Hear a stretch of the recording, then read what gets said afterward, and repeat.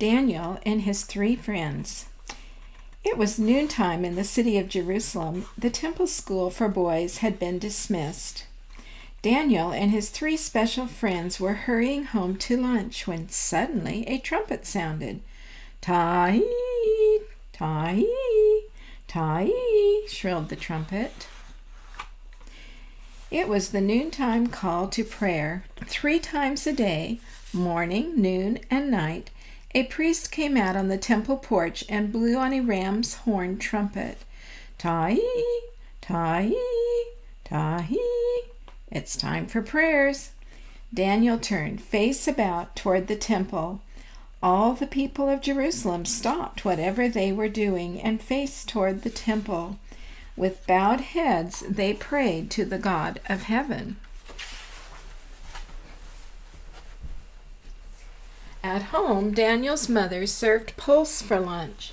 Pulse is a food like beans and vegetables, brown bread, berries, and dates.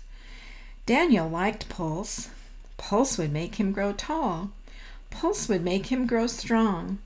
Pulse would make him get good grades in school. Daniel, his 3 friends, and all the people of Jerusalem felt safe in their city, for hadn't the city a high stone wall around it? And were there not strong gates in the wall, with a watchtower above each gate, where watchmen kept watch day and night? If Daniel listened, he would hear the watchman call, "First watch, all is well," and later, "Second watch, all is well," and still later, "Third watch, all is well." But one day, all was not well. The watchman hurried out of the watchtower, blowing a warning blast on his trumpet, and shouted, "An enemy approaches!" Quickly, the gates were shut and barred. Men mounted city walls. Boys climbed rooftops, far away, so far that soldiers and camels looked like a line of creeping, crawling bugs. Came the dread army, the feared army of Babylon. Closer, closer, closer the army came. The army of Babylon pitched camp near Jerusalem. The soldiers built great battering ram machines and pushed them up beside the wall. Crash, crash, crash. All day long, the battering rams beat and battered the wall of Jerusalem. Crash, crash, crash. Finally, after many days, a part of the high stone wall gave way. The army of Babylon marched into Jerusalem. Some of the soldiers climbed the hill to the temple and took away the temple's golden vessels, as the king of Babylon had commanded them to do. Some soldiers stood guard, while other soldiers took men and boys prisoners. They took Daniel and his 3 friends. The army marched the prisoners toward Babylon. Soldiers on camels led the way. Then came the prisoners chained together. Next, donkeys bearing the golden vessels. Then more soldiers. For days and days the procession marched across a hot, sandy desert. Daniel's sandals wore out. His friends' sandals wore out. The hot sand burned their feet. They were thirsty. They were tired, but on and on they had to march until they came to Babylon.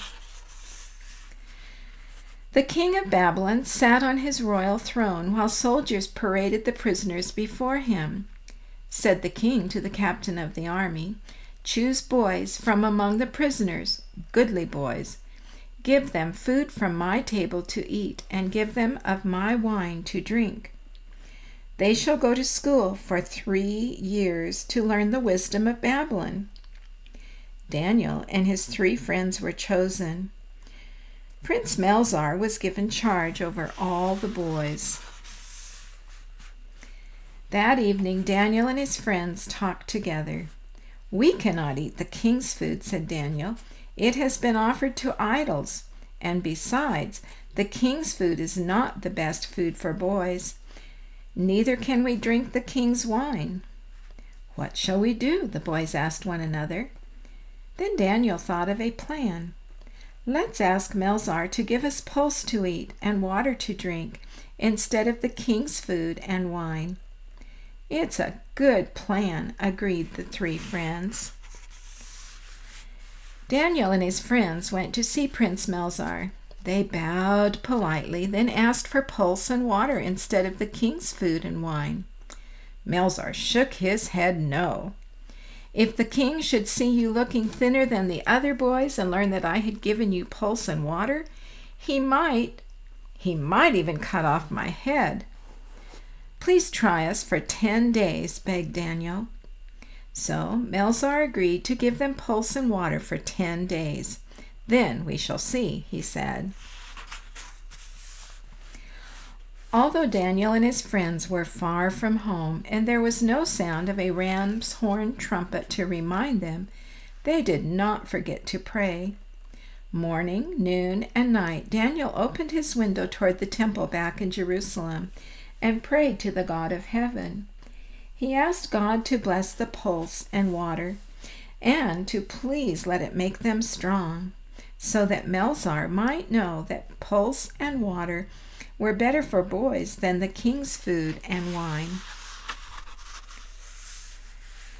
When the 10 days had passed, Prince Melzar called all the boys before him. He looked at their faces. He felt their arms. He found that Daniel and his friends were fairer and fatter than the boys who ate the king's food and drank the king's wine. So ever after, during the 3 years of school, Prince Melzar gave Daniel and his friends pulse to eat and water to drink. 1, 2, 3 years went by. School was over for Daniel and his friends. They had grown taller. Had they grown wiser? The king himself would test them. Daniel and his friends, dressed in clean clothes, with hair combed and sandals polished, stood before the king of Babylon. The king asked them question after question, and lo, the king found Daniel and his 3 friends 10 times wiser than all the wise men of Babylon.